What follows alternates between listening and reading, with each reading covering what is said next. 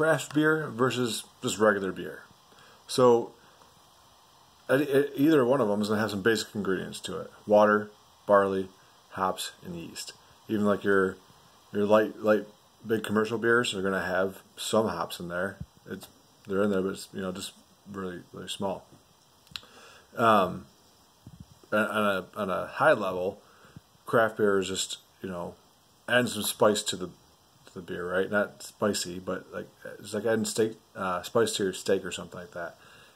That's the difference between the two. If you really want to look it down to a small one piece level, is a regular steak is just like a regular beer, but if you season it, it's now a craftier steak, right? So that's going to have your whatever seasoning you want on there, but that seasoning in beer could be different hops, a different way to make a stout. Some people think a chocolate beer sounds horrible, but until you have a chocolate stout, then you can't really talk. It's actually pretty amazing. It doesn't taste like you put chocolate into like a pale ale. That would be gross, most likely.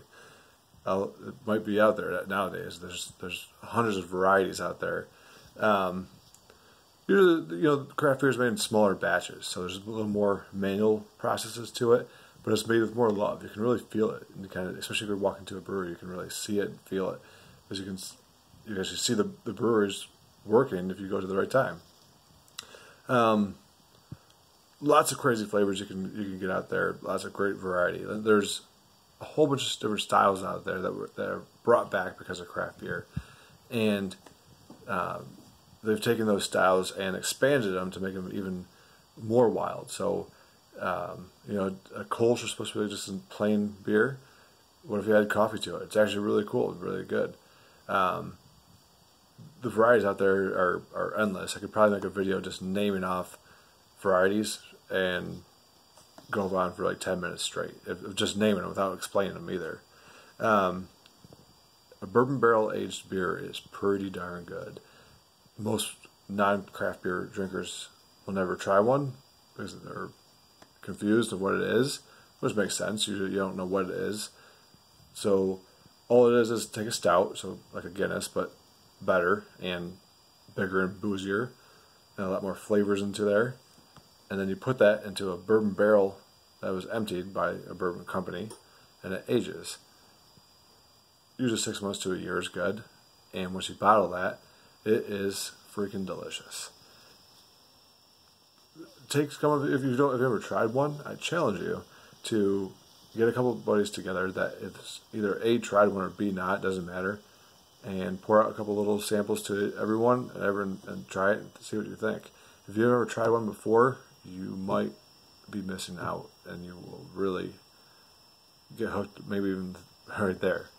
Doesn't have to be hoppy. I always hear, "Oh, I don't like hoppy beers."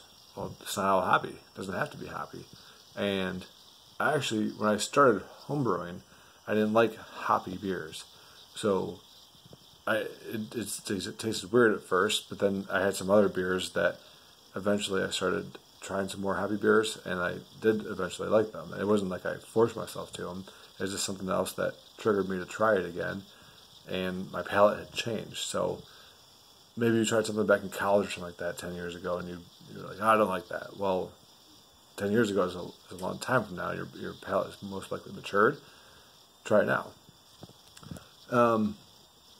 Frankly, it tastes better. Really, I mean, honestly, I've tried going back to some of those real light beers I had drink a lot of back in the day before craft beer and home brewing, and I really can't figure out, like, they're not horrible, but there's not like nothing to them.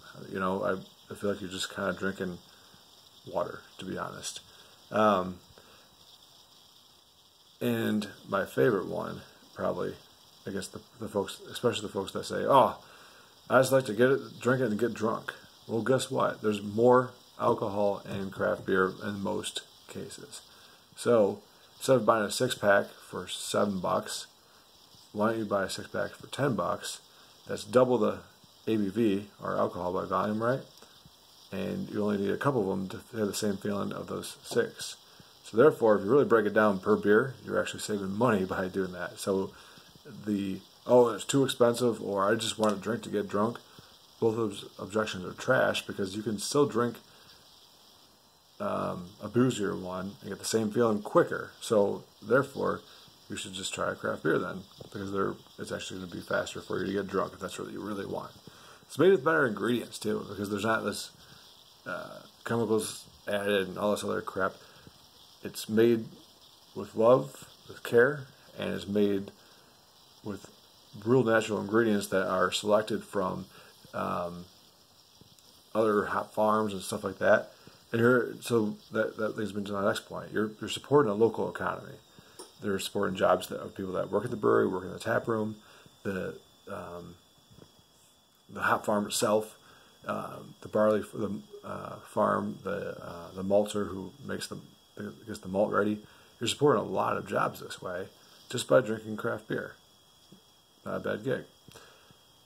I have more beer videos coming. I hope you subscribe, because I want to hear your suggestions of what I should add. I'd love to talk about beer. Just give me a topic and I'll talk about it. So subscribe and leave a comment so I know. Thanks. Have a good day.